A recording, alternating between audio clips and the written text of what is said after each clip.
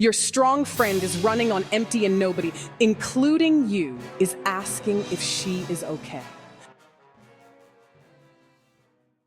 She is the one everybody calls, the one who shows up, the one who has the answer, the plan, the extra room in her house and the extra space in her heart. She has held everybody together for so long that nobody stopped to ask who is holding her. And if you asked her right now if she is okay, she would say yes.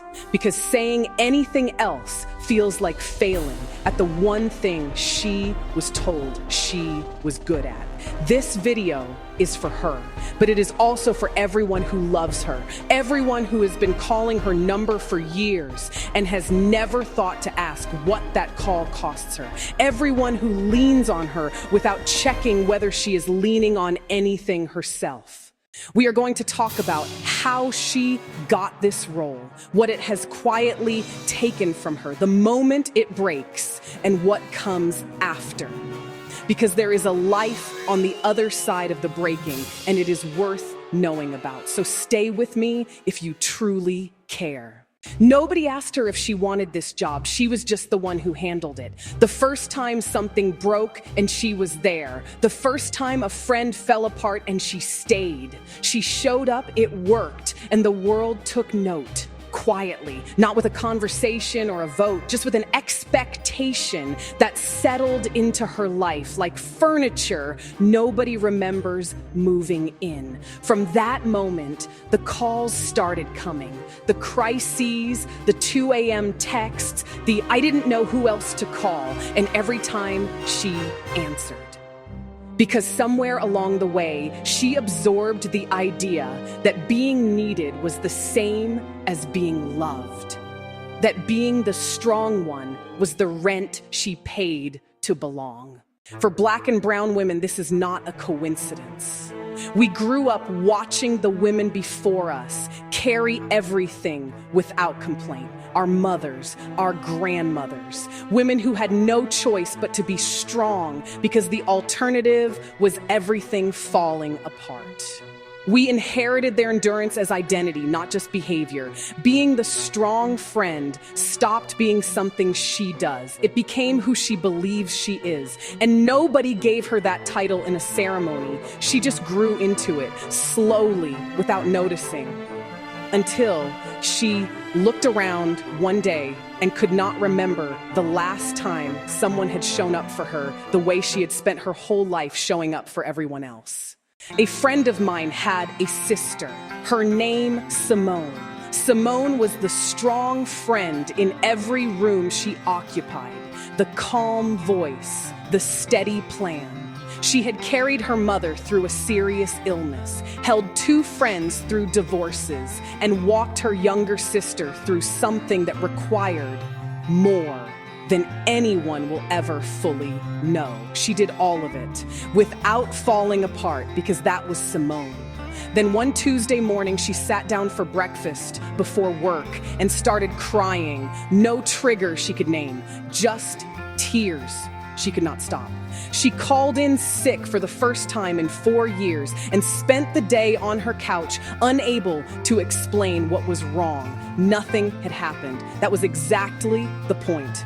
Nothing had to happen. She had simply run out. She did not tell anyone for 3 days because the question she kept asking herself was, who does the strong friend call? When she finally reached out, it was 3 words to one person: I am not okay. The hardest thing she had ever typed. That friend came, brought food, sat with her, did not try to fix a single thing. Simone started therapy the following week. She started saying no without lengthy explanation.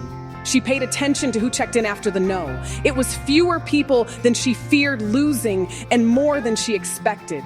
2 years later, she still shows up for the people she loves, but she shows up as a choice now, not a compulsion. And she says that difference is everything. Difference is, here is what the strong friend never says out loud. She is tired, not the kind a good night's sleep fixes, the kind that sits deep in the chest and makes ordinary things feel heavy. She is tired of being the first call and the last consideration, of holding space for everyone's storms while quietly managing her own in private. She is also lonely, and that is the part that is hardest to explain, because how can someone surrounded by people who need her be lonely? She is lonely because being needed is not the same as being known. People bring her their pain.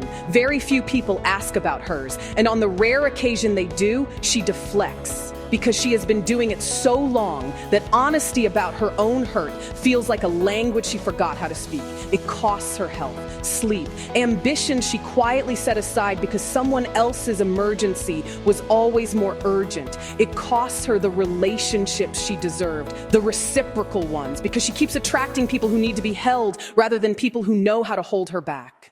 And slowly, quietly, it costs her herself, season by season, until she is no longer sure who she is when there is no crisis to manage and nobody calling her name. That erosion happens quietly enough that the people closest to her never see it, because she is still showing up, still performing fine, even as she is disappearing inside of it. It's fine. The moment she realizes she is pouring from empty, it does not happen dramatically. There is no breakdown in a parking lot, no visible collapse. It is something small. Someone calls with a problem she would have handled in her sleep on any other day. And this time she stares at the phone and all she feels is exhausted. And for the first time she thinks, I cannot do this today. Then immediately she feels guilty for thinking it. That guilt is the signal. That guilt means the role has become a cage. Because a choice you cannot opt out of without punishment is not a choice. It is an obligation. And she has been fulfilling an obligation she never consciously agreed to for people who have never once asked what it was taking from her. The moment she runs empty is not the end of anything. It is the first honest moment she has allowed herself in years, and what she does with it is the most important decision she will ever make. If you are the strong friend watching this part is specifically for you. You are allowed to need something, not eventually, not after this next season, right now. You are allowed to say it out loud to the right person in your own words. You are allowed to let the phone ring, to say not today, to fall apart in front of someone who loves you without managing how they receive it. That is not weakness. That is the bravest thing you will ever do, because strength was never supposed to mean silent. It was never supposed to mean alone. The version of you that has been holding everyone else together deserves to be held too. You are allowed to let someone. Subscribe to Shine My Crown. This is what we do here every day. We tell the truth about what it costs to be us. We have the conversations that remind you that you are not carrying this alone. Subscribe. Every day we have this conversation.